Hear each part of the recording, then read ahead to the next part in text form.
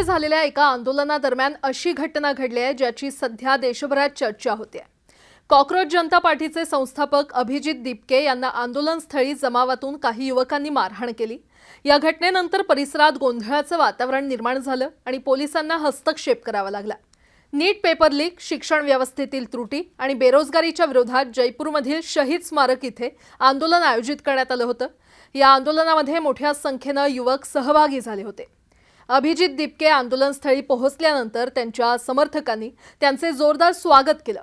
समर्थक त्यांना खांद्यावर घेऊन पुढे जात असताना अचानक गर्दीतून काही युवक पुढे आले आणि त्यांनी दिपके यांना मारहाण केली।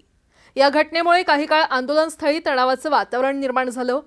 उपस्थित लोकांमध्ये गोंधळ उडाला। घटनेनंतर दिपके यांच्या समर्थकांनी देखील संबंधित युवकांना पकडल्याची माहिती समोर आली। घटनेची माहिती मिळताच पोलिसांनी तात्काळ हस्तक्षेप केला। पोलिसांनी 2 तरुणांना ताब्यात घेतलं असून या संपूर्ण प्रकरणाचा तपास सुरू आहे। नेमकी मारहाण का करण्यात आली, त्यामागे कोणतं कारण होतं आणि आणखी कोण सहभागी होतं का याचा शोध पोलीस घेत आहेत। दरम्यान या प्रकरणात राकेश गुर्जर नावाच्या युवकाचं नाव समोर आलंय।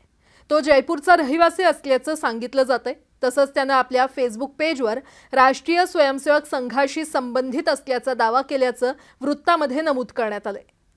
दरम्यान अभिजित दिपके यांच्यावर झालेल्या या हल्ल्यामुळे राजकीय आणि सामाजिक वर्तुळात चर्चांना उधाण आलंय।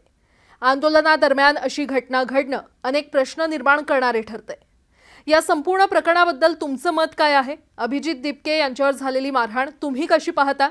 तुमचं मत कमेंटमध्ये नक्की सांगा।